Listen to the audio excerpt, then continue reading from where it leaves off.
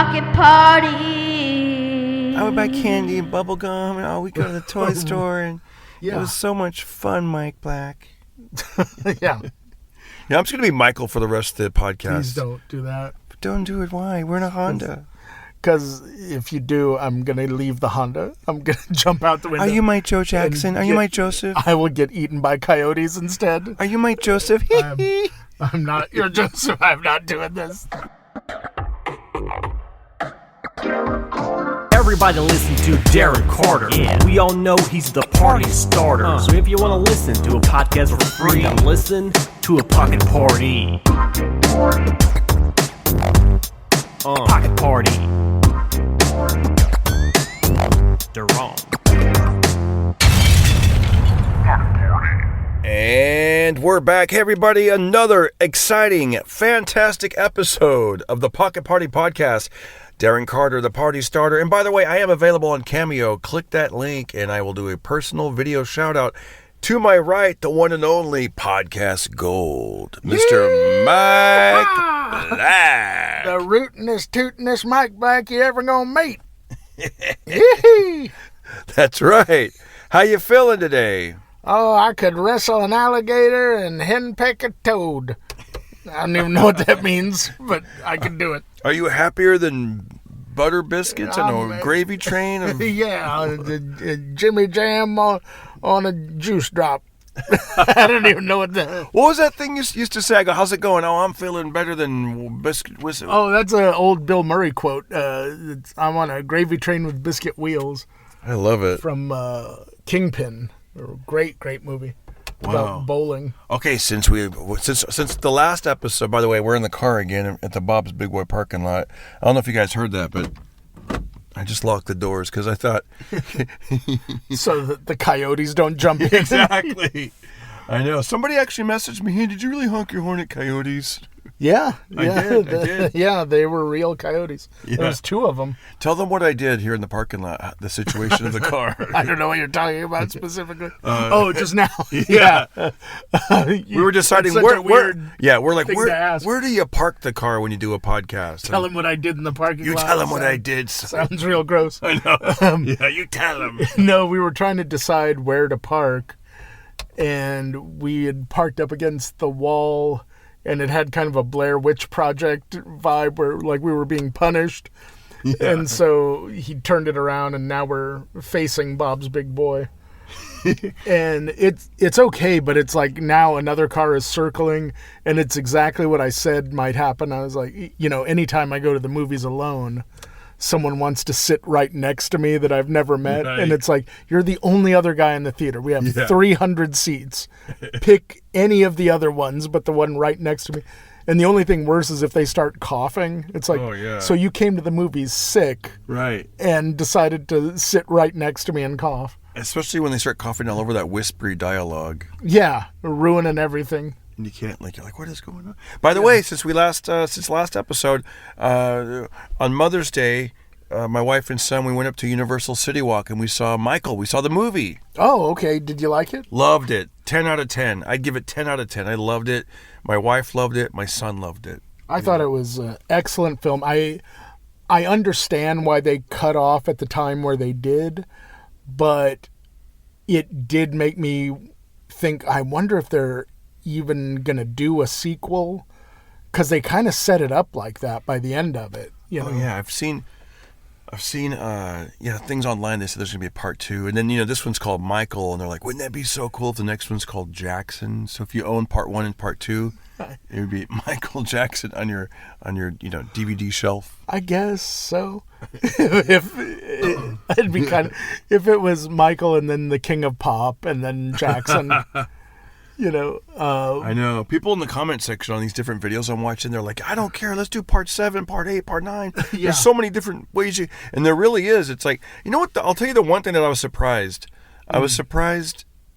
The joy I felt, I figured I'd feel that way, because, we grew up with Michael Jackson. Right. It was a very big part of anyone in the 80s life. Yeah. But I did feel a little bit of sadness. I can't even explain it, but I don't know what it is. Part of me felt like it was almost like seeing an old friend, like a friend you hadn't thought about in a long time. Yeah. And you're watching this movie, and I'm like, oh, I remember when I learned that dance move. I remember when, like, Sure. that outfit, that costume, and you have certain memories that are attached with certain songs Right. that brought me right back to my own, like, life, I guess. That's what made you Yeah. feel something. And I loved that feeling, though, like, that's what a movie would. It makes you laugh. It makes you feel like you got to cry or whatever. It makes you're enjoying it. I mean, I loved it. Yeah. Like I'll tell you one of the songs. Like I was telling my son this. I go, I remember the first time I heard "Human Nature." You know that one song that goes, "Looking out across the nighttime, electric eyes are everywhere." Right? Mm-hmm. She says, "Why? Tell them that is." I remember I was in the weightlifting room in high school, and the reason I remember that because it didn't fit with the vibe. I was like, we're weight training, and then you're hearing this "looking out," but I just remember it, and I was just thinking like, this is a good song, even though it doesn't fit the vibe. I like it. Yeah. Yeah, it was that whole first. I think that was on Off the Wall, maybe.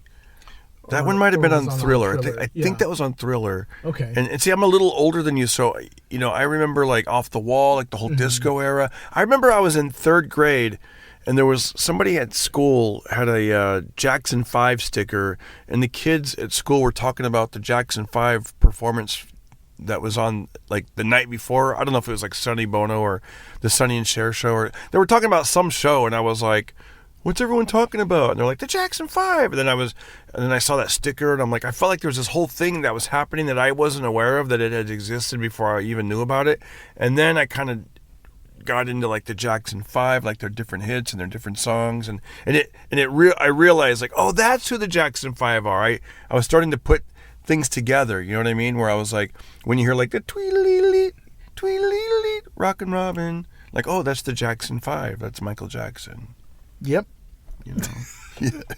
Anyways, it's gonna be a short podcast. All right? So, I just like we covered like an hour of Michael Jackson last time. I know, but it was. I didn't see the movie though. So I was like, yeah. I was like, what are we doing? Are we doing a whole nother Michael Jackson? We're gonna do a recap. We're doing a sequel.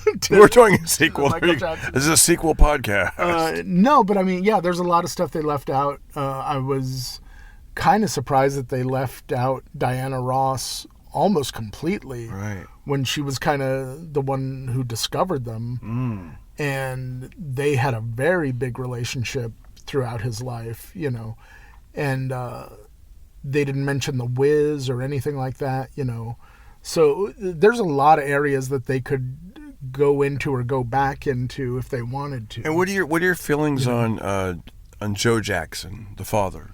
Well, I thought Coleman Domingo, it was like very similar to with Michael, where it was like, God, I feel like I'm looking at him. Yeah. Like right. they made the makeup they did. They didn't have to do a whole lot, but what they did really worked, and it really brought out the menace that guy had. He had like a very intimidating countenance, and the way he played him was so good. And like, I don't know if you've ever been around someone like that, like a parent that's very domineering like that. Absolutely. And he had that vibe of like, you just didn't know.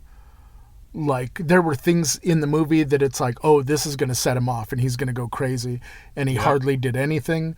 And then other things that were like little, barely even noticeable things, and he just would fly off the handle. And I was dude, like, can I just tell you what something? Those kind of people are like. And I'll tell you, growing up in a foster home, that's what my life was like. Like, I remember I would do the little things and I'd get in trouble, like leaving the mayonnaise out on the counter, and it's room temperature, you ruined the mayonnaise. And or one time I took one battery out of something, and then like it killed all that stuff. And then I would do something big.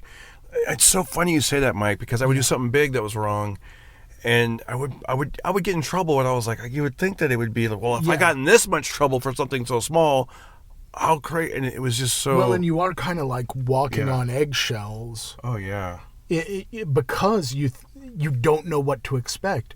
Like that, in a way, that was like part of the control of like when you would do something big, you're bracing for the storm. Like, I'm definitely going to get it for this. And then you don't. That's almost worse. Yeah. Because then you do some little thing and you're like, you were okay when I, right. And then spilled paint all over everything. Right. And then when they fly off the handle, you're just like, so like, it's the scariest thing, dude. Growing up, when that would happen, it was scary. It was like, I remember, my foster mom, like, she would shut all the windows, go around the house, shut the windows, because you're going to get a freaking, Yeah. And it's just like, she didn't want, noise to travel to the neighbors. And it's like, it was the scariest, awful thing. And I think some of that movie brought a little bit of that, a little bit of that. Well, and it definitely gave the audience an idea of what it must have been like to live in a situation like that. Not just for him, but for his brothers, too. Oh, yeah. Who, whether they were abused or not, they had to deal with knowing that he was going to get abused if they didn't perform and if they didn't do everything just right, and his mom. There was a brother. I don't know if it was Tito. I'm not sure which brother it was. That I saw a video and it talked about when he had, or actually, I read it and then I saw the video where he actually spoke about it, where he picked up his father's guitar when he wasn't home. He really wanted to play that guitar, and he accidentally broke a guitar string. Ooh, yeah. I don't remember the brother's name. Yeah. But that's really because of him. That's how they actually got in the music business. Like even their whole musical journey. But here's the deal: he was told not to touch that guitar ever under any circumstances. They told him, and of course, and if you know anything about guitars, guitar strings break. But he was a kid; he didn't know that. Right. And he was playing with it. He was doing, and it broke. And and I go, oh, he must have been so scared. And sure enough, I watched this video and. Here this man is, one of the Jacksons. He's in probably his 60s, and he's talking about it. And he's still, you can still see it. Trauma. Yeah. The way he said it was, he said his father. He goes, he took me in the room, and he had like a little funny way of saying it. He didn't get into the details. He was just like, I paid a price, or whatever. I had to pay the piper, or whatever he said. And then he said later on, he asked me, he goes, you really interested in that guitar? And he goes, yeah, show me what you can do. And then he showed him what he could do, because he was being able to play songs he'd heard on the radio. And then he said, his mom, Catherine, was like, I told you, Joe, I told you he could. And he goes, I'll tell you what, if you can have that guitar. He gave him the guitar. He goes, if you play some songs you've heard on the radio, and then one thing led to another, and they formed the band. And so that actually got them the start. So that was, I thought that was pretty interesting. Yeah. That's interesting how that can happen. And one other thing that they didn't leave it out of the movie, but it was just interesting the way they did it. Yeah. Where when they get to the Pepsi commercial and the infamous fire that happened when his scalp catches fire. Yeah. The way they shot it was like his hair caught on fire, and they tackled him down, and he was still kind of on fire, and they put him out and everything like that. But if you look, it's pretty easy to find on YouTube. When he actually caught fire, he didn't realize that he was on fire, and he just at that time happened to be doing a spin, like a pirouette spin. Yeah. He spun so fast that he put the fire out. Wow. Like, he didn't know that he was on fire, but he spins that fast that it extinguished the fire. Oh, wow. Like, everyone came and tackled him shortly after that. But it illustrates just how talented he was. But what's funny is it's one of those things that if you put it in a movie, people will think you made it up. That like, oh, he extinguished the fire from dancing so fast. And if you look at the movie about Queen, do you remember? Yeah, Bohemian Rhapsody. Bohemian Rhapsody.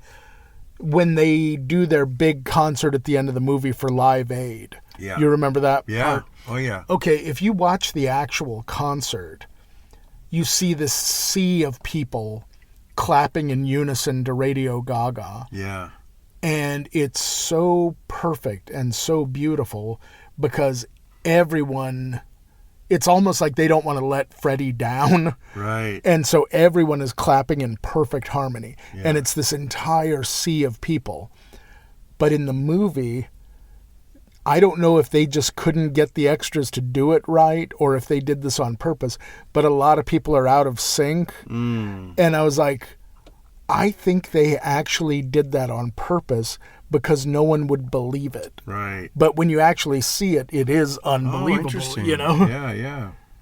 That was interesting. When when his hair caught on fire, my wife, she said that was the saddest part of the movie to her. She felt really sad because that was sort of where a lot of the problems started happening, like getting like you see the chain of events and the pain of addiction and the pain pills and you're right. And then, and doctors, and like, it's kind of chilling, but Joe Jackson knew his son in a very cold way where he said the only thing that's going to heal him is getting back on stage and touring. Yeah. And I really believe that that's the truth, that as cold-hearted as that sounded, right, if he didn't have that to live for, he probably would have died. If he didn't have performing and getting out there and, that was what he was put on earth to do. Like you can't say that about everybody. But I think anyone could look at Michael Jackson and at any age and go, this guy is here to perform. He is here to bring joy to people. Right. So. And it's interesting. The discipline was bad. And he, call me. I'm not Dad. Call me Joseph. Joseph. Yeah. But in a way, that discipline definitely. You know what I mean? It drove him. I felt like it drove him, and it was, in a way, made him stronger, and it made it I think it's like with Elvis and Colonel, Parker. It's like Colonel it's good, Parker, bad, And there are things that terrible people can do that are very constructive. I mean, you look at any of the major villains throughout history, they did a lot of stuff that was backed by a lot of people. And benefited a lot of people, but a lot of times other people suffered for it. And in this case, it was both, where, there was a line in there where I was like, I know they don't really want to get too deep into whatever happened or didn't happen at Neverland. But when his dad tells him, he's like, do you really want to be surrounded by people that don't understand you and will give you everything that you want? Oh, yeah. I remember and that was basically his dad saying, I know you're different. Right. I know you have predilections that are odd that people just aren't going to understand. But if someone like you has people giving you everything that you want, it's a recipe for disaster. It's like, I may be bad, but the outside world that doesn't know you and doesn't get you and is just going to try and please you. Just going to say yes. Yeah, be surrounded by yes men. I saw in an interview Michael was saying at 12 years old he was getting checks for $200,000 a month. Yeah, $200,000. Yeah, and it's coming because I would buy candy and bubble gum and we go to the toy store and it was so much fun, Mike Black. Yeah. Yeah, I'm just gonna be Michael for the rest of the podcast. Please don't do that. But don't do it. Why? We're in a Honda. Because if you do, I'm going to leave the Honda. I'm going to jump out the window. Are you my Joe Jackson? Are you my Joseph? I will get eaten by coyotes instead. Are you my Joseph? I'm not your Joseph. I'm not doing this. Hey, Mike, sit in my car with me as I talk like Michael Jackson. You already had a guy selling organs on your podcast 2 weeks ago. You don't need this. I know. You don't need this kind of heat. We have to recreate the magic that we had last week with Pee Wee Herman and Michael. I wanted to be off this topic 20 minutes ago. All right, let's move on. You were like, before you were on the podcast, they were really somber. Let's talk about child abuse for stars. For 20 minutes. How does it relate to your life, Mike? You're like, dude, I'm not. Let's do a therapy section. A therapy section, no session. Yeah. Oh my goodness. Okay, so I want to mention this. Why don't we talk about all the fun we had at Comedy Prom last week? I know. Comedy Prom. By the way, real quick. Netflix is a joke. Don't forget. We will not forget that. If you guys, I don't know, I'm going to upload this tonight. If you're in LA and you hear this, Mike and I are going to be at the Comedy Store. If you're having fun already, just wait till you. Yeah, there's a big show that we're doing at the Comedy Store in the Belly Room, and it's the Comedy Store alumni, but by the time you hear this, it may have already happened. But I hope you upload it before then. I know. No, I will. I'm going to upload it tonight. By the way, it's so funny you called it Comedy Prom. Do you know when it came to high school prom, I don't know if this is easy to believe or hard to believe, I didn't know about the high school prom until the day after the prom. Wait, nobody told you that? I didn't even know it existed. I had no idea. It was Saturday morning. We had a swim meet, and all the other, my fellow teammates were talking about how much fun they had at the prom. I'm like, the prom was last night? Wait, how did you not? Didn't they have like posters or anything? I don't know. I just didn't lock into that. I just didn't know it existed, I guess. Didn't see people like asking other people out? No, I don't think I really, I swear I did not know about it. It never got on my radar, That is crazy. No. But I did go to Sadie Hawkins' dance because this girl asked me to go on to Sadie Hawkins' dance. So I wasn't a total nerd. Someone, So wait, there was a senior prom and a junior prom. Did you not go to either one? No. Wait, and I'm just now finding out there was a junior prom? That's not true. That is true. I never thought of it. Oh, my gosh. Yeah. So dude, I'm going to tell you one more thing. I'm going to make a confession. That's when most people get laid the first time is prom. Yeah, back in our day, Yeah, I don't think they back do. in the old. Yeah. It's the exact same way now. I should ask my son, hey, what happened out there? What happened out there? He's not going to tell you. How crazy is that? I know, because even... What happened out there? Tell me about this prom that I don't know anything about. Hey, Bart, get over here. Don't. But it's so funny because I've even heard that expression, like, I got, when they say see you later, gotta go, or I gotta go. I remember this guy used to always be like, okay, guys, I'm out of here. I'm off like a prom dress. Yeah. Like, that was a thing. That was the whole... I can't imagine any red-blooded teenage boy not being interested. I don't think they do it like that now. Like, now they say that people aren't driving. They're not really... my son finally drives. He drives. He got his driver's license at 16. Like, he's driving. But a lot of his friends are taking Ubers, Lyfts. They're not really into the... Yeah, I don't know. I really have no idea what the scene is like now, but I would be very upset if I was in school and there wasn't a prom, I'm going to tell you another confession. This is...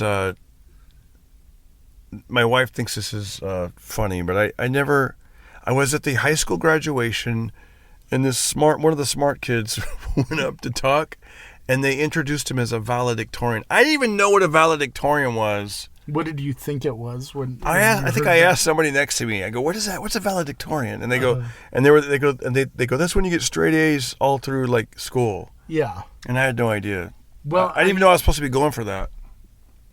My understanding is there's only one valedictorian. I think there's more now.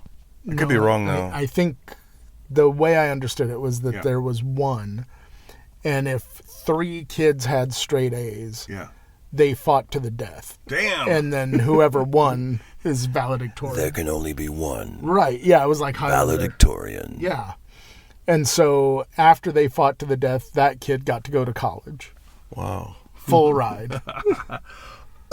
That's hilarious. And nobody missed the other kids because they were nerds. They were nerds. So they even know there was prom. They're fine. Their family didn't care. Nobody cared. Yeah, I went to our school was a little strange because it was kind of it was a magnet school. Where they would try to get it was a performing arts magnet. So it was basically kind of in the hood.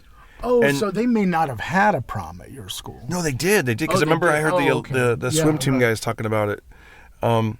But so anyways, I would have went there anyways because I that's the neighborhood I lived in, and then I was on the swim team. I told you, and then after I liked that so much that I was like, I like swimming. This is cool. Like I went out for the swim team in 11th grade, and I couldn't even swim all the way across from one side to the other without touching the floor and walking. Yeah. And the guy, the coach blew his whistle. He goes, Carter, what are you doing? You got to swim back and forth. You can't walk. And so I was like, oh, sorry. So I actually forced myself to I got better as a swimmer. And then I was like, this is awesome. And then I joined the water polo team. And they're like, yeah, water polo, it's like basketball, but in the water. Like there's, I think it was like 5-on-5. But our pool was so, like I said, it needed a paint job. Long story short, the longer we'd swim in the pool, the water started getting cloudy because the paint was coming off in the water. Oh, okay. So they had to drain the pool, and then to keep us in shape, they go, you guys will come to swim practice, but we'll just play basketball to get the cardio going. Did you guys get like mercury poisoning or anything? Not that I know of. I mean, God. I If the paint's peeling off of them. Yeah, so we started just playing basketball, and I was like, I didn't sign up for basketball, so I ended up quitting the team, But yeah. I don't know why I'm talking about this, but no, it makes sense. But I But so, by the way, have you ever played basketball wearing swim fins and a Speedo? no. Okay. That sounds terrible. You would have been great on our team. I would have not been on your team. I would have not. Yeah. Hey, let's tell them about, what'd you call it? Comedy Prom? I love that. Yeah, that's really what it was. Last week was Netflix as a joke, and every comic in town had all sorts of hopes and dreams pinned on it. Yeah. And then every comic that abandoned LA came back. Oh yeah. Like everyone. Yeah, people you hadn't seen since pre-COVID or whatever. Sure, yeah. People who had like lived in New York or would never set foot here were suddenly here. All of us vying for stage time, and so it was I don't think, other than like the few like wildly successful comedians, I think everyone had an okay time. Right. But it was still kind of like, this is grating, It's definitely, like, if you were part of, like, those Hollywood Bowl shows or, like, the LA Forum or, like the Netflix is a joke, Kevin Hart roast, and you were, like, doing something that was, like, but other than that, they would, like, there was all these shows and, like, places that weren't even, like, like, there was a bowling alley. Yeah, the Corbin Bowl and all those. Yeah, and they were like, you're on Netflix as a joke. And it was like, and if you weren't on these shows, you felt like there was like the haves and the have-nots. And I felt like, you're like. Yeah, and it was just kind of funny to see, like, what I saw on Threads, which is really what I use the most for that kind of thing, was just a lot of petty bullshit between comics about, like, the real comics did this, or the real comics won't do that, or if you have to do this to get on a Netflix thing, then you're a piece of crap. And, it was like, and then other guys were like, I had a great time. Yeah, because you got signed to a movie deal or whatever, and it's like, I'll tell you, I did one of those Netflix as a joke shows like 2 years ago. And I was like, oh, finally, I'm in the club. At least I'm on one of those shows. Sure. And I got to be honest, it was definitely a letdown. You're like, this is just like a normal show. There's no cameras. The only thing that's different is there's like a Netflix's joke banner behind us. Right. It doesn't change your life. It kind of, I guess, validates you to other comics a little bit. But in a month, no one will give a shit. I'll tell you one thing. I realized, like, okay, you know what? Since all these, because you're right, it was pretty crazy. Like there'd be like, you see that one lineup at the Comedy Store? Like, there's all these stars were on it. Yeah, like, a lot of them, because they're all in town. It was like Chris Rock, Shane Gillis, Kanye West, Dave Chappelle, literally Kanye West. Right, yeah. Like Theo Von. He didn't do anything, though. He just stood there. I wonder why they put him on the lineup. They just... Well, of course they're going to put him on, It's still Kanye West, no matter what, Right. So definitely what we're saying is, like, if you're not at that level, you got kind of bumped down into the, like, you know what I mean? They're like, we'll book you next week. Yeah. So it was very eye-opening to some people where they're like, hey, I thought I was like a higher level, but then, you're like, well. It's like, no. I said, you know what I'm going to do? I'm going to like write better jokes. So I did a lot of writing last week. I did a lot of editing. I did a lot of uploading. I said, what can I, because that's what they say, when you ask yourself, what can I control? And that's something I can control. So I'm going to do it. And I just like tripled down on everything. That was a smart thing to do. I just played video games all weekend. Hey, you know what? But also my car was broke. Right. And I just generally, and I've never been good at the hang. At just hanging out when I'm not on a show. Yeah. If I'm on a show, I love hanging out. I love, being around other comics and doing stuff. But I hate being on the sidelines. I hate being benched. I know. I hate sitting there twiddling my thumbs, pretending I'm happy when I'm not. Right. And like I'm I'm always happy for any of my friends doing any kind of shows and getting any kind of leveling up or what have you. And I'm happy to tell them that privately, but I hate being at a show when I am not performing on it. It breaks my heart. I don't like doing it. Exactly. You know?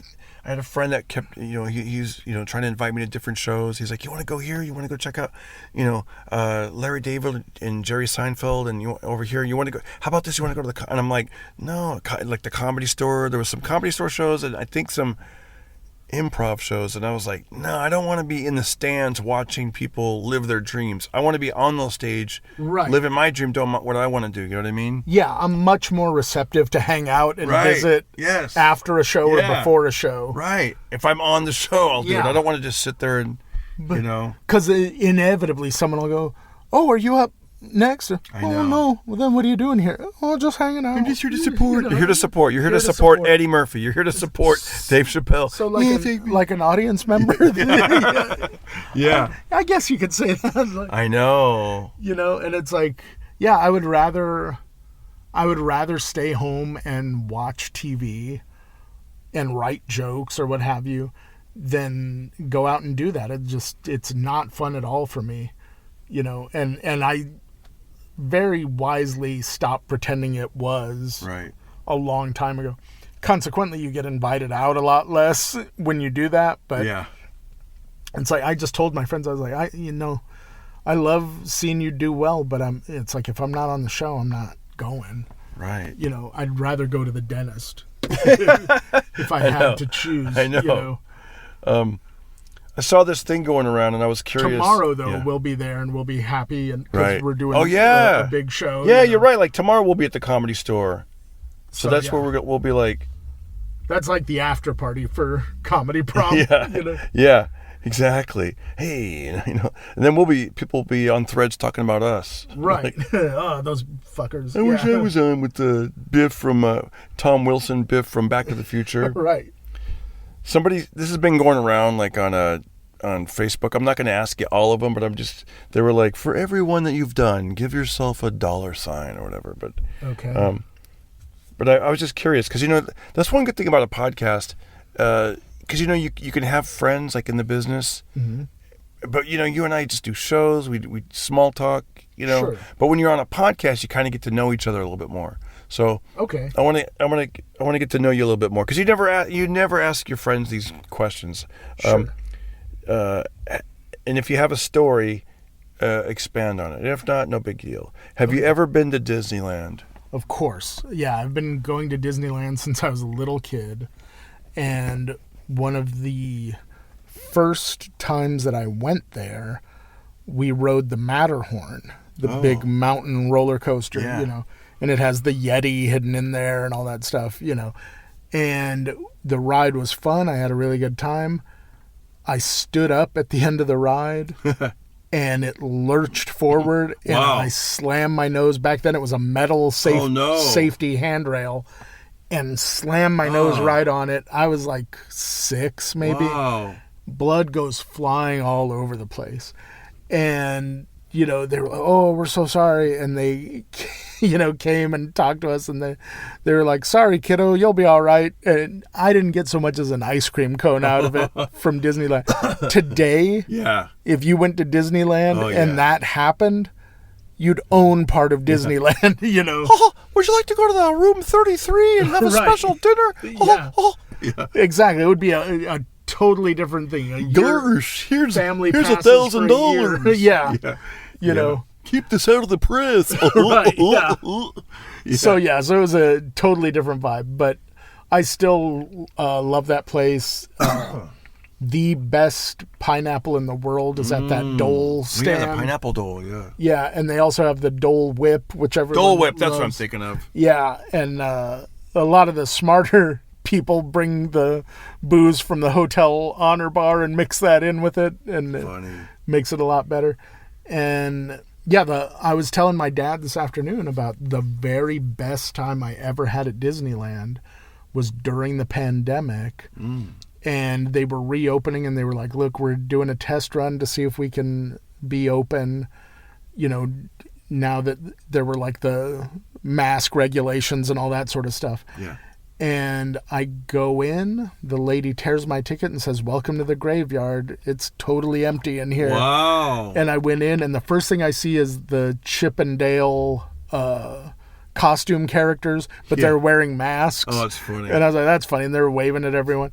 And I was like, oh, that's pretty cool. And I got to ride everything at Disneyland that they had at least once. Wow. Then I went to lunch and went to California Adventure and rode everything there. Wow. And then came back at dinner and rode everything again at Disneyland. Wow. It was the greatest time I've ever had. And I was like, I remember I've been on the Haunted Mansion probably 200 times in my life.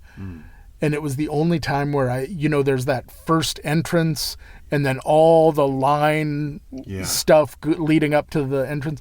It was the only time I ever went straight from that opening entrance to the ride. Wow. And I was like, wow, I'm just going straight on. Like, I didn't have to wait for anything. I did Star Tours, and they have this amazing waiting lobby. And I was like, I'm just walking past. I'm missing all of this because I'm getting to go on the ride right away. I think I did Star Tours. Is that the one where you go in the thing, but then the whole building kind of moves around? Yeah, the little ship that you're in kind of moves. That one's a lot of fun, and they modified it a couple years back, where originally, if you rode it 10 times, it was always going to be exactly the same. It would show the same film, and it would do the same thing. Now, the way it's set up is there are about 8 sections of the film that each have 8 possible pieces of footage to play, and they randomize it. So every time you ride the ride, it's a little bit different. And I asked one of the engineers back when they did that, I was like, how many times would you have to ride this to do every combination? And he was like, I think right now it's 264 times. Wow. And he's like, but that's right now. When the new movies come out, we're adding more footage. So I have no idea how much it is now. But it's a lot of fun. There's a great book. There's a couple of books on like secrets of Disneyland. Do you know about like the hidden Mickeys? Yes. Okay, so yeah, those are like all over the park, hidden throughout. And one of the coolest things they did was during the Year of a Million Dreams, which was like the 50th anniversary, they would find a family in the park where they kind of knew that it's like, this is their one time coming to Disneyland. They've saved up their whole life, and this is it. And they would go, okay, you're our dream family today. And so what that means is all of your food, all of your souvenirs are on us for the rest of the day. Then you're going to stay the night in the Magic Castle in the suite that Walt Disney himself had. Wow. And you'll have a waiter who, is at your beck and call all night. You'll have your own private Disney engineer, and the park is yours till sunup, till we open tomorrow. And so they would just make it the most incredible trip it could possibly be for this family that they knew like barely was able to scrape together to go. Yeah. And they did that, I think, pretty much every night that year. That's cool. I was thinking about my Disneyland memory. Grad night when I was in high school was at Disneyland from Fresno. We got on the bus. All these buses from all over California, different high schools would show up. And when I did it, there was 2 artists that perform. Bobby Brown and Wang Chung. Oh, wow. Do you remember Everybody Wang Chung tonight? And then Bobby Brown, my prerogative, people always don't. And they should have mashed those songs together. Yeah. Everybody Wang Chung tonight because it's my prerogative. Yeah. My son, he just had grad night, but he said they had like a lot of like DJs and stuff. They didn't have any like live stars that were performing. Right. I thought that was interesting, but yeah. What was your favorite ride at Disneyland when you went? You know what? I don't like scary rides, so most of the stuff you're talking about, I'm like, I was like, I mean, they're really not that scary at Disneyland. But they sound scary though. Like, isn't there like big drops and stuff? Like the haunted The thing Haunted Mansion is not There's scary. no drops. You suck. I know, dude. I suck, dude. I know. I'm the guy that You like. go on Pirates of the Caribbean even? Yes, I did do that. Okay, that's about Yeah, as I did bad do as the that. drops I did. get. Oh, really? Oh, that's nothing. Yeah. Oh wow, because like even when we're gonna go to the big LA County Fair, country bumpkin activities. Sure. Like yeah. I'm the guy that like my wife and son will go on the Ferris wheel or the whatever they're gonna go on, Right. and I wait by the exit holding the I'm going to backpack. ask you some rides. Okay. Haunted Mansion. Never been on it. God. Mr. Toad's Wild Ride. No. Is that no? I You're haven't. like, no. I've made that reference though. Whenever I'm going on a windy road to Malibu. The Matterhorn. Hell no, that's scary, right? Isn't it the one that God. goes real fast? And Yeah, it's No, I would not do that. How about the submarines Yes, I did do that. with Finding Nemo and the little fish? Yeah. Because it's like That seems about your speed. Yeah. Yeah, that's like fake. It's not Benny's Taxi in Toontown real. I don't remember that one. with the little taxi from Roger Rabbit that spins around. No, I didn't do it. I don't think I Man, did, but I did go at California Adventure. Now this, it costs a lot of money to go to Disney. I know, and but you're I just wasting. I know. I like to look at stuff, I guess. You're right. Yeah, honestly, you're right. I don't like Disneyland as much because I don't like the rides, and I don't like the crowds. I don't like the people, and I feel like I'm just walking inside of a giant Disneyland store. At the mall. Yeah, if you don't ride any of the rides, like that's all it is. I know. It's a giant store. I know. How about Tower of Terror? Hell no, that's scary. That's another scary The one. Guardians of the Galaxy thing? No, I don't like You didn't that. ride But I did do at California. Spider-Man? No, I don't even know what that is. But in California Adventure, I remember I did go on a ride. Now this is a while ago. I went on the jelly thing with my son. It goes like this. It looks like a jellyfish. The jelly thing. And it goes up, and then it drops, and then it goes up, and then it drops. But it's like, but you see how high it goes, you see how low it goes, and it's not that scary. I mean, that was my terrible. That sounds like a fake ride. I know. Someone lied to you. That's like as scary as I'll go like that. Yeah, that's awful. I know. I mean, I look at those log rides and I'm thinking, well, maybe. No, I'll tell you a scary ride I went on. You didn't go on Universal Studios. I went on the Mummy? Jurassic Park thing because it has a drop. Remember it that? does have a big drop. And I didn't know it had a drop. And you're attacked by Tyrannosauruses throughout the ride. that part I'm not scared of, because it's like, wow, they squirt water on you. But the gonna tell drop you- is what I don't like. I would pitch to Universal that they should do this, and I thought God. this What from is the it? beginning. Yeah. You know how the T-Rex shows up a couple of times in the ride and Yeah. pops his head in and nearly Right. bites. What if they had a stuntman on the boat with you, Ooh. and when the T-Rex shows up, he just gobbles up that dude? Oh, dude.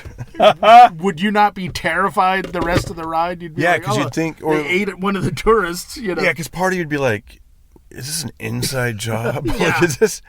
Oh, yeah, because Universal I'm a little bit more familiar with because we used to go there all the time. We used to go You there all remember the time. King Kong ride, the original King Kong ride, where it was like a big giant. They built like a full-on King Kong. I think my son, was it around like 15 years ago? Probably before that. Oh, I It was wonder a if they went, I gigantic wonder if they went on robot that. of a gorilla, and it smelled like bananas. Wow. They made it smell like bananas, and it burned down in the Universal Yeah, that's fire. where I know it. Yeah. But after that, Peter Jackson did like a 3D King Kong, which was fun and everything. But there was something about seeing a real thing that size that gave you an idea of just, man, that thing. At Universal, I'll tell you what I did. I did the Universal tour on the trams. Sure. And that's cool, right? Because I don't know if cool is the word for it, but I'm like, right, Mike? It's cool. Come on, it's my podcast. Make me look good. they had the Fast and the Furious section of that. Yeah, where yeah. The tram gets hijacked by Vin Diesel. Right. And then those diesels come towards you, like those 18-wheelers, like, oh my Yeah. God. And then that one part where the whole street floods and everything, you're like, Yeah, whoa. that's kind of cool. That's cool. Then the part where you go past the psycho house, and then sometimes the psycho guy comes off the porch and tries to stab you with a knife. Yeah, that's a lot of fun. Yeah, that was a lot of fun. Jaws, did you see Yeah, the Jaws. old shitty I remember even Jaws? seeing that when I was a kid. We went to Universal. Yeah, Like, that's one of the big old mainstays. Like I think that's been there since the beginning. when they parted the Red Sea. I remember seeing even when I was a kid, we saw that. And that collapsing bridge that they have to yeah. go on sometimes. Yeah. What about Blues Brothers? Do you remember when the Blues Brothers shows would be there? Yeah, there was the Blues Brothers show. There was the Beetlejuice Rock and Rave Graveyard Review. There was the Spider-Man musical sensation. There was, back when I very first went, they had in that big castle, they had the Universal Monsters did a show. Oh, wow. That would have been cool. And they had like them come through the audience and terrorize people and stuff. And they did. They picked a guy out of the audience and they strap him to like a big Frankenstein type table. Wow. And Dracula tells the other monsters, he's like, get that guy ready and we're going to eat him in front of everybody or whatever. And so the Wolfman bites him on the leg, and then you see him, he turns around, and Igor comes out and he goes, Master, that tourist that we kidnapped is very angry. And he goes, so what? And he goes, I don't think you'd like him when he's angry. And he turned into the Hulk. Wow. Because that was also a Universal property. Yeah. And so, and I vividly remember this, they sick the mummy on the Hulk, and the Hulk punches his head off. Wow. It was an animatronic mummy, and he punched his head off. And then Dracula, when the Hulk was coming to kill him, turned into a bat. They did like a smoke effect on stage, and then there was a bat. And then he flies off, and I was like, this is the greatest show I've ever been to in my life. This is awesome. So good. And I kept thinking, oh, they'll bring that back, and they never did. But they've had some amazing... They had the Conan stunt show where he fought like a live dragon on stage. What was the stunt show that we saw? It's probably still there. I think there was like an airplane and Waterworld. The Waterworld one, yeah. I love the stunt shows. That replaced the Miami Vice Action Spectacular. Wow. And it is, I believe, the longest running stunt show now in the world. Wow. And it was based on the terrible Kevin Costner movie Waterworld, which went something like $300 million over budget. And the great B-movie director, his name is escaping me right now, but he got that script first. And he read through the script and he was like, we can't make this movie. It would cost $1 million. And it's like, it cost $350 million. I used to love when the Blues Brothers were there. Like, we would take our son Austin there, and then that's, of course he loves music, so he was just so drawn to it. And then all those hit songs they would do. And then I love the Blues Brothers soundtrack. In fact, we used to watch the show, and at that time, I'd never seen the Blues Brothers movie. Oh, so really? I only saw this musical that was condensed down to like 8 songs or whatever. Wow. And then I saw the movie, and I'm like, oh my gosh, I love the movie. I love the soundtrack. The movie is tremendous. It really is one of the greatest movies of that kind. And they really showcased the music itself and got like the best people that were still alive. That scene with Ray Charles is untouchable. It's so good. When he whips out the revolver on the shoplifting kid, and and then they give him that busted up old organ, and he's still it's Ray playing with his talent. It doesn't matter. And that was such a cool thing to show, that it's like, no, if you're good enough, it really doesn't matter what instruments you have, and Aretha Franklin, you better think. Yeah. Think about what you're trying to do to me. Man, that movie was fun. It's just pure fun. It is, I'll tell you this, that and Little Shop of Horrors are great movies to have on when you're doing a bunch of chores. Because they've got that good, upbeat sort of music, and it makes it so much easier. Or listening to a podcast about organ donation. You can do either one. It's different strokes for different folks. Everyone has their own thing.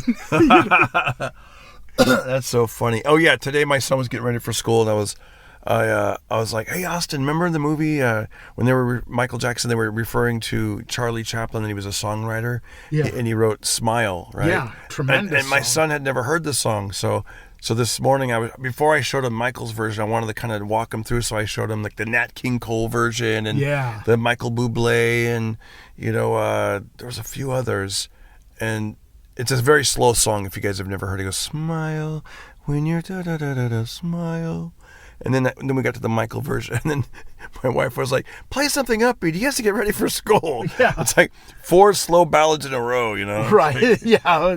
And really one of the saddest songs ever, I but know. it's a great song. I remember Jerry Lewis would sing it right at the end of the telethon. I don't know if you knew that, but yeah. His not much of a singer, Jerry Right, Lewis. right. Smile when your heart is breaking. Smile even though it's aching. Yeah. Smile. You guys get it. Yeah. You know all the words. Yeah. Yeah. Why did Frank break up with me? I was like, Right. Frank, can I do this song with you? I'd rather you didn't. Yeah, so then I switched it to some upbeat off the wall song that was on Off the Wall, like you got me working day and night or whatever. Yeah, that's a good one. That's a good one to get ready for school. Yeah, you got to get. Yeah, I knew this would happen though. I knew if I saw that movie, I was going to get thrown back into the Michael world, and sure enough, you look up a couple of Thrown back into the Michael. you look up a couple of things on Instagram, and now my feed is just constant like Michael clips and videos, and Yeah. you know, Yeah, like- but at least it's like clips of someone. Usually, it's of him doing something phenomenal. yes, absolutely, yeah, Yeah, I don't mind that so much. It'll die down eventually, you know. right. Like I was, you know. Yeah. Well, that's what I'm saying. Like it's interesting and it makes me happy, but yet it kind of brings the nostalgia part that makes me a little sad. So that's the only thing that there's a little bit of that 10% sadness, a little bit. I gotta say, you know. I think seeing that movie is going to be bittersweet for anybody. Right. And you know, there are the people that didn't want it made at all, and because of the Neverland stuff, and it's like to me that's part of the tragedy of it is like if that stuff's true. That's absolutely heartbreaking. Yeah. If it's not true, it's even worse. It's worse. Yeah. You know, and it's an interesting film, and I thought the film itself, if you just look at it, if you separate yourself from it, and just look at it as a movie, it's a tremendous movie. It's a really. Oh, let me ask you well-done this: if you want to give your movie opinion, what order? 1, 2, and 3? We got Elvis movie, the one that came out a couple years ago. film. Okay. And you mentioned earlier Queen, Bohemian Rhapsody, and then you have Michael. Do you want me to go first or you go? You go first. Okay. For me, I gotta say the number one movie would be the Elvis one. I love that. Was just like energetic. I loved it. Yeah. The songs were phenomenal. I feel like there was a lot of music in that one. I really liked that. Second place would be I really like, it's hard to do, I don't even want to do this, but the Queen one was, I'd say that would be number 2, and then number 3 would be Michael, only because the Michael, I wish there was even more songs, because there was a lot of dialogue, and I feel like there was more music in the Elvis movie and the Queen movie, and then third place would be the Michael one, and the Michael one did have a little bit of sadness to me, so that's the only reason that it would be number 3. Yeah. Okay. My ranking is not that different, but I would go Elvis, partially because the director is just so talented, and he really captured everything that was important about the style and the iconography and the time, and not just Elvis, but like you look at Little Richard, they could have done a whole movie about him, and I would have watched every second of it. It really captured everything that was interesting to me about Elvis, and they really didn't leave out very much. Yeah, and it showed him as a little boy going to the tent revival and seeing like all the way through his entire love life. that stuff, yeah. And I would say I would probably rank Michael just above Bohemian Rhapsody, because like I said, there were a lot of things with Bohemian Rhapsody that I felt like they could have just done a slightly better job. Mostly in the directing. I thought the acting in that movie was phenomenal. But Michael, it really felt like stepping into a time machine for any of the sequences where it's just him hanging out with people, like with his brothers, or that. out when he's at the toy store. Yeah. And he's telling that kid about tips about the Atari game and stuff like that. I was like, that's him. That is from everything that I remember. Damn, I almost want to change my answer. And in real life, I love Elvis, Michael, and Queen. In real life, I think Queen would come in third, you know. Yeah. I like Queen, but but I like Michael way better, you know. And I love the early part of the movie when he was a kid and a teenager, and you just saw like But like they got Yeah. everything like down to Love every little vocal inflection Yeah. was pitch perfect. So good. I remember having a thing when I was a kid, and it's where that poster comes from. Of you've seen that famous poster of Michael Jackson and E.T. together. Yeah. It was an audio book that they were promoting, where he loved the movie so much that he narrated the audio book Oh, wow. on cassette tapes. Did it come out? Yeah, and I think you can probably find it somewhere online.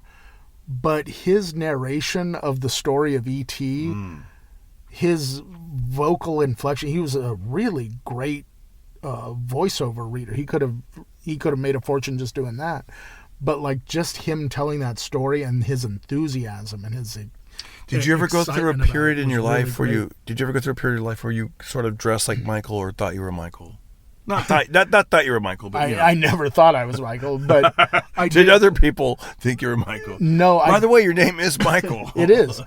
No, I dressed like him for Halloween one year, and that was a lot of fun. And my mom was a costumer, so she made a pretty convincing, Shout out to Mom. like Thriller jacket Yeah. and sequin glove, and it really looked like his glove.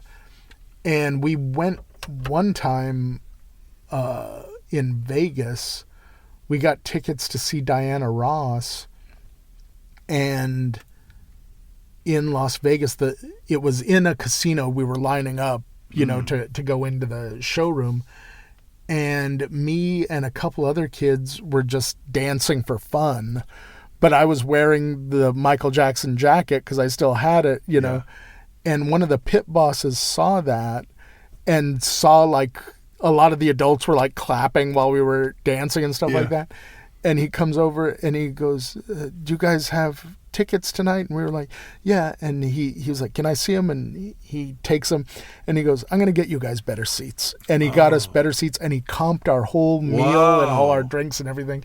And he was like, you guys were just having so much fun and you were entertaining That's the so crowd. cool. It was one of the few times where you saw like the nice mob pit boss thing in action, Yeah. And I was like, and my mom was like, that's so nice that they did that. And I was like, yeah, we may be in trouble later. We're like, Yeah. That's awesome. Oh, I remember. That's just awesome. I was gonna. But yeah, that was back when Vegas was pretty shady, but a lot more fun. Gosh, man. Well, anyways, Mike, it was great catching up with you, and you too. we'll wrap up this episode. You guys, thank you for hanging in there and listening to it. And like I said, if you want to give me a what do you guys? If you want to, I will do a personal video for you on Cameo. If you have somebody in your life that has a birthday or something, a little shout out, and I'll do it for you. It's easy to find me. Just follow the link. Check out Mike Black on Instagram. Yeah, at Mike Black is back, and come to our show. Come to our show, and if you don't make it to this one at the Comedy Store, we're gonna be doing a lot more in the future. So we hope to see you there. And we have 7 more episodes talking about Michael Jackson coming, so don't worry. oh yeah, let's get into it. Everybody listen to Darren Carter. We all know he's the party starter. So if you want to listen to a podcast for free, then listen to The Pocket Party.